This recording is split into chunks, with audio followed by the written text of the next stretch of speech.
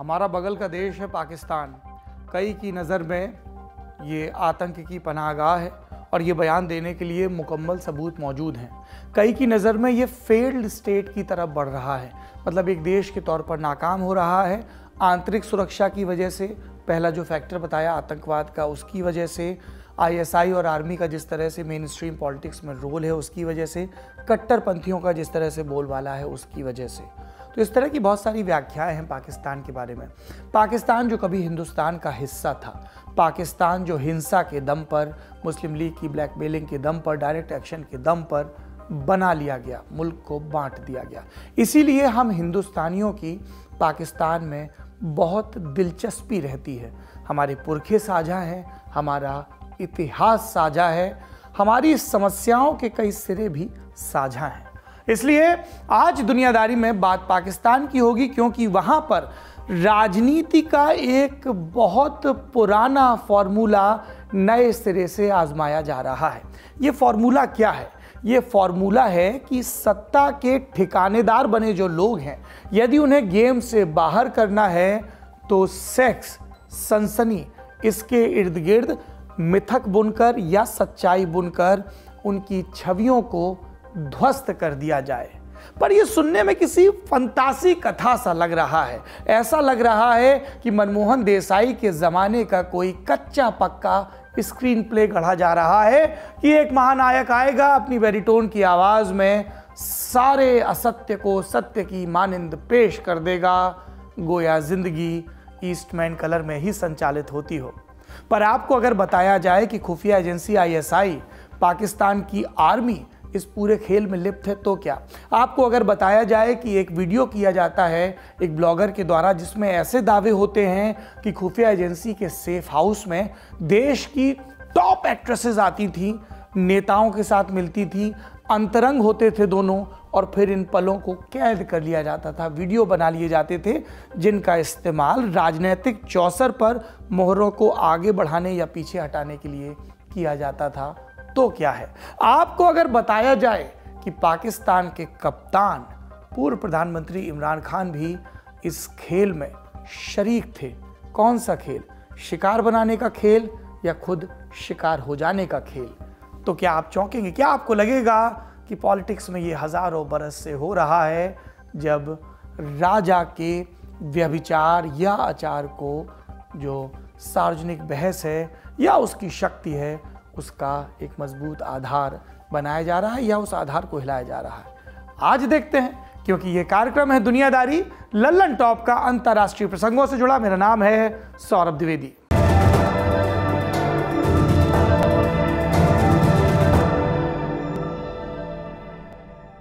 ये बयान सुनिए। सबसे पहले, मैं प्लेबॉय था, मैंने तो कभी नहीं कहा कि मैं कोई फरिश्ता था, मैं तो गुनहगार आदमी था।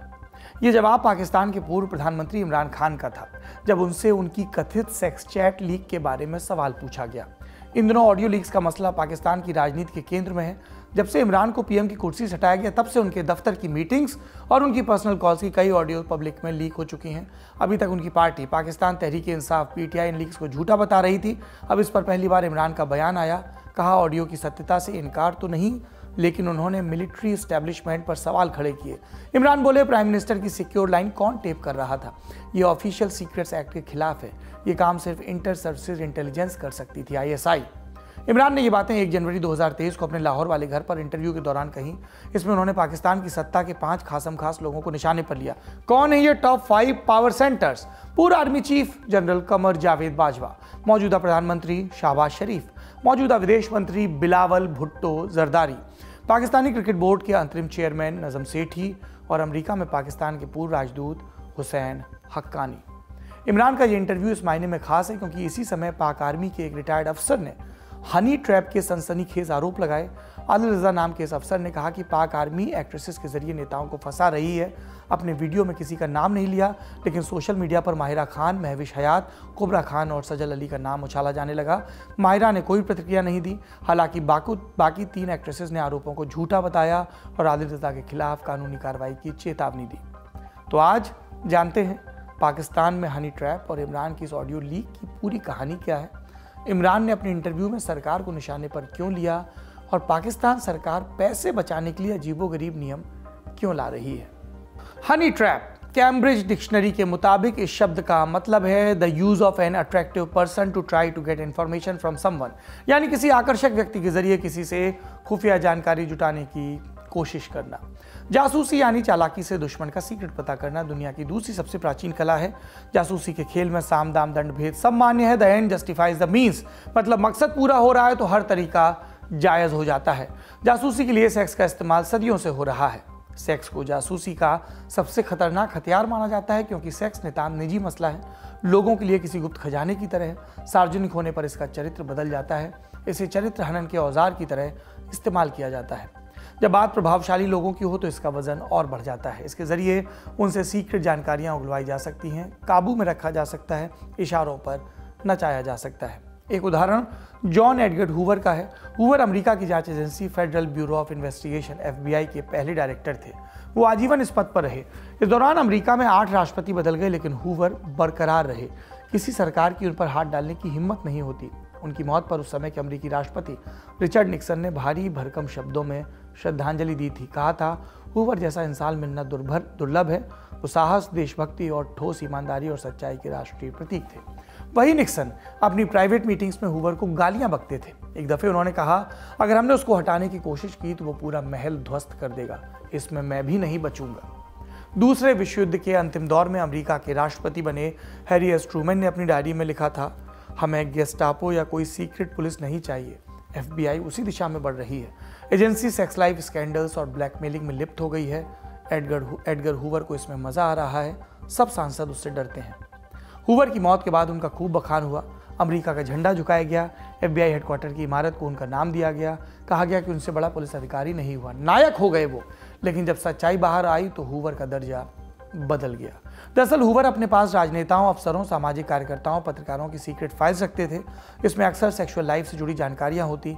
हूवर अपने एजेंट्स को टारगेटेड लोगों की सेक्स लाइफ पर फोकस करने के लिए कहते।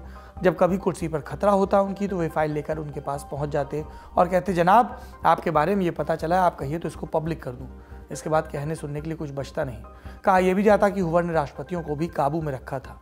जॉन हूवर की जीवनी लिखने वाले एंथनी समर्स ने ब्रिटिश अखबार गार्जियन में लिखा कि राजनेताओं से डील करने में ब्लैकमेल की रणनीति हूवर के बहुत काम आई।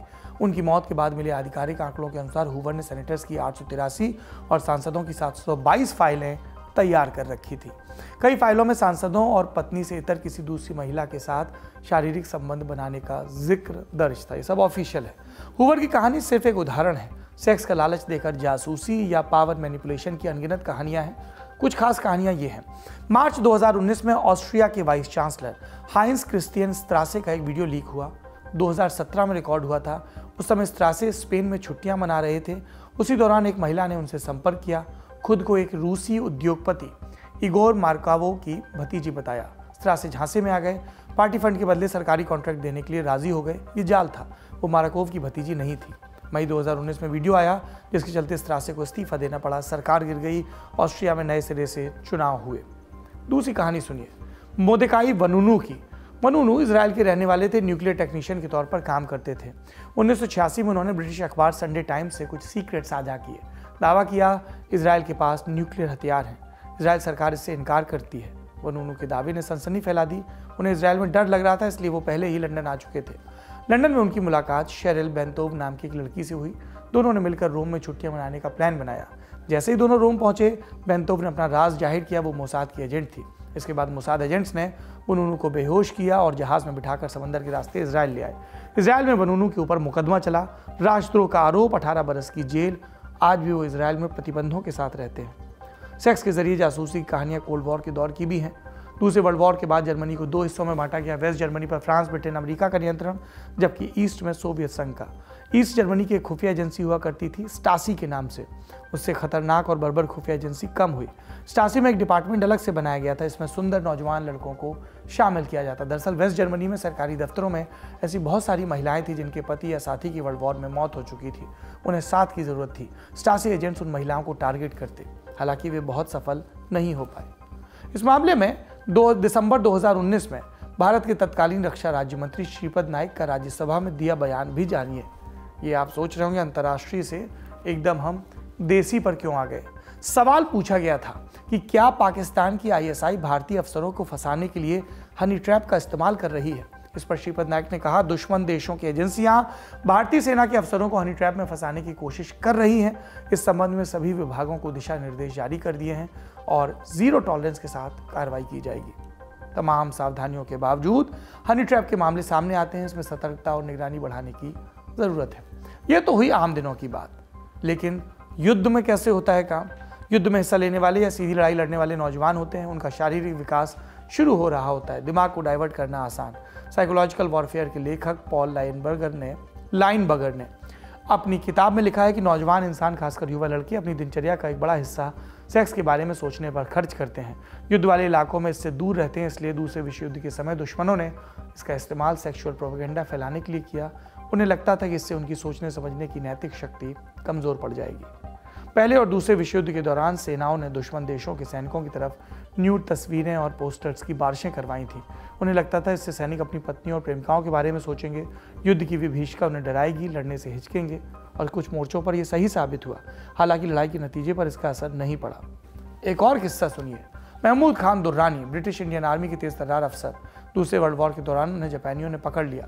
अपनी किताब द सिक्स कॉलम में दुर्रानी ने एक जापानी अफसर के लेक्चर का जिक्र किया। इसमें वो अफसर पोस्टर तैयार करने के बारे में बताता है। कहता है, पोस्टर में बाकी बातों के साथ साथ किसी खूबसूरत महिला की तस्वीर होनी चाहिए। तस्वीर ऐसी कि एक बार देखने वाला बार बार देखने की चाह करे, उनकी इच्छाएं जागृत हों, झुकाव के प्रेम की तरफ हो और युद्ध से वो नफरत करने लगे। ये भी हनी ट्रैप का उदाहरण है। हालांकि ये भी उतना सफल नहीं हुआ। दोनों तरफ के सैनिकों ने इसे मनोरंजन की तरह लिया।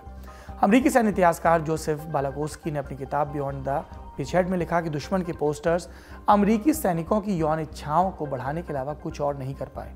एक पोस्टर में एक सुघड़ और कमसिन महिला एक नौजवान पुरुष के साथ लिपटी थी। नीचे लिखा था, अगर तुम घर लौट गए तो तुम्हारी भी ऐसी तस्वीर बनेगी। ये पढ़कर सैनिक खुश हुए।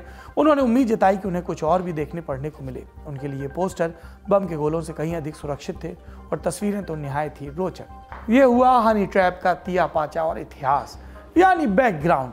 अब पाकिस्तान में चल रहे विवाद के बारे में जान लेते हैं। इमरान को अप्रैल 2022 में अविश्वास प्रस्ताव लाकर पीएम की कुर्सी से बेदखल किया गया। वो पहले से ही विदेशी साजिश का आरोप लगा रहे थे। कहना था कि सेना और कुछ नेताओं ने सांठगांठ कर ली, वे मिलकर मुझे बर्बाद करना चाहते हैं। शुरू में वो तत्कालीन आर्मी चीफ बाजवा का नाम लेने से बचते रहे, लेकिन कुछ दिनों बाद मोर्चा खोल दिया। नाम लेकर बाजवा की आलोचना हुई। बोले सेना ने चोरों और डकैतों के साथ हाथ मिला लिया। कुछ वक्त बाद इमरान के दफ्तर के अंदर की बातचीत लीक होने लगी। मंत्रियों के साथ हुई मीटिंग्स की बातें भी। दिसंबर 2022 में कथित तौर पर इमरान के कुछ सेक्स कॉल बाहर आए, जिसमें वो अलग अलग महिलाओं से बात करते सुनाई दे रहे थे। कुछ कॉल्स में इमरान के विरोधी नेताओं का मजाक उड़ाते हुए भी उन्हें सुना गया। हालांकि अभी तक ये पुष्टि नहीं हो पाई कि ये कॉल्स कब की हैं, उसमें इमरान है या किसी ने उनकी आवाज़ की नकल उतारी है, या बात करने वाली महिलाएं कौन हैं। 1 जनवरी को दिए इंटरव्यू में इमरान ने पूरा राज तो नहीं खोला, लेकिन कुछ झलकियाँ दी। दफ्तर वाली ऑडियो लीक्स को सही ठहराया, आईएसआई को जिम्मेदार बताया। सेक्स कॉल वाली बात पर कोई पुष्टि नहीं की, एक इशारा करके छोड़ दिया। इमरान और जनरल बाजवा की आखिरी मुलाकात सितंबर 2022 में हुई थी, राष्ट्रपति आरिफ अलवी के घर पर। उस समय इमरान रैलियां निकालने की तैयारी कर रहे थे, जबकि बाजवा रिटायरमेंट के लिए तैयार हो रहे थे। अगर इमरान की बात मान ली जाए तो उस मीटिंग में जनरल बाजवा ने इमरान को कहा कि हमारे पास आपके लोगों के वीडियो हैं, ऑडियो हैं, फाइलें हैं, आप भी प्ले बॉय थे। इस पर इमरान ने कहा कि मैं प्ले बॉय था, मैंने तो कभी नहीं कहा कि कोई फरिश्ता था, मैं तो गुनहगार आदमी था। उन्होंने उसी समय बाजवा से यह भी कहा कि ये एजेंसियों का काम नहीं है, कौम इस काम के लिए पैसे खर्च नहीं करती। इमरान का कहना है कि मैंने सोचा था कि लोगों का सपोर्ट देखकर जनरल बाजवा का मन बदल जाएगा, लेकिन वो उसी रास्ते पर चलते रहे। उनका इशारा हालिया ऑडियो लीक्स की तरफ था। उन्होंने अपने इंटरव्यू में कहा कि पाकिस्तान में स्टैब्लिशमेंट एक ही शख्स चलाता है। जनरल बाजवा की मिलिट्री में अभी भी तगड़ी सेटिंग है। आपको बता दें कि जनरल बाजवा नवंबर 2022 में पाकिस्तान आर्मी चीफ के पद से रिटायर हो चुके हैं। इसलिए इमरान ने कहा कि अभी भी उनकी सेटिंग है। इंटरव्यू में और क्या बयान दिए गए? इमरान ने बिलावल पर कहा कि उसको अफगानिस्तान के बारे में कुछ नहीं पता। उन्होंने तालिबान के साथ संबंध बिगाड़ने पर नाराजगी जताई। हम जानते हैं पिछले कुछ वक्त से पाकिस्तान और अफगानिस्तान के बीच क्रॉस बॉर्डर फायरिंग की घटनाएं हो रही हैं। पाकिस्तान का इल्ज़ाम है कि तालिबान तहरीके तालिबान पाकिस्तान को शर्म दे रहा है। अगर ऐसे चलता रहा तो हम घुसकर मारेंगे, और तालिबान इसका विरोध करता है, कहता है आरोप झूठे हैं और पाकिस्तान को बयानबाजी में सावधानी बरतनी चाहिए। अगला बयान, इमरान ने नज़म सेठी पर कहा कि उनका क्रिकेट से कुछ लेना देना नहीं। रमीज़ राजा ने बोर्ड के पैसे बचाए, क्रिकेट कल्चर को बढ़ावा दिया। दिसंबर 2022 में ही शहबाज शरीफ सरकार ने रमीज राजा को पीसीबी चेयरमैन के पद से हटा दिया था, पाकिस्तान क्रिकेट बोर्ड का चेयरमैन, और उनकी जगह नजम सेठी को अंतरिम चेयरमैन बनाया गया था। पीसीबी की पॉलिटिक्स के बारे में विस्तार से जानना चाहें तो आप हमारी मास्टर क्लास देख सकते हैं, आपको वीडियो का लिंक डिस्क्रिप्शन में मिल जाएगा। इमरान के इंटरव्यू का फोकस हुसैन हक्कानी पर भी था। हक्कानी अमेरिका और चीन में पाकिस्तान के राजदूत के तौर पर काम कर चुके हैं। इमरान का आरोप, हक्कानी ने ही अमेरिका में उनके खिलाफ लॉबिंग की। हुसैन हक्कानी ने इमरान के आरोपों पर नाराजगी जताई, कहा कि वो इमरान के खिलाफ मानहानि का मुकदमा करेंगे। इमरान खान का चैप्टर यहीं, लेकिन पाकिस्तान का चैप्टर बाकी है। दरअसल पाकिस्तान में आर्थिक संकट के बादल गहरा रहे हैं। सरकार पैसे बचाने के लिए नए नियम ले आई। ये जानिए नियम। Early to bed early to rise, यानी जल्दी सोना और जल्दी जगना। ये वाला स्लोगन हमने बचपन में खूब सुना था। ये भी कि इस नियम का पालन करने वाले खूब आगे जाते हैं। अब ये स्लोगन फिर से हमारे सामने है। पाकिस्तान सरकार की आधिकारिक पॉलिसी के रूप में लोगों को रात में जल्दी लाइट बंद करने और सुबह जल्दी काम शुरू करने की हिदायत दी गई। ये पूरा मामला क्या है? पाकिस्तान का एनर्जी सेक्टर लोन के बोझ के तले दब रहा है। पावर डिवीजन के हवाले से दावा कि पिछले साल सितंबर के अंत तक जो कर्ज भारतीय रुपयों में 83,000 करोड़ था, वो बढ़कर 89,000 करोड़ हो गया, यानी 6,000 करोड़ की वृद्धि हुई। बढ़ते कर्जे सरकार परेशान, इसलिए सरकार बिजली बचाने के लिए नया प्लान लाई है। यही early to bed early to rise. पूरे पाकिस्तान में मार्केट रात के 8:30 बजे तक खुलेंगे।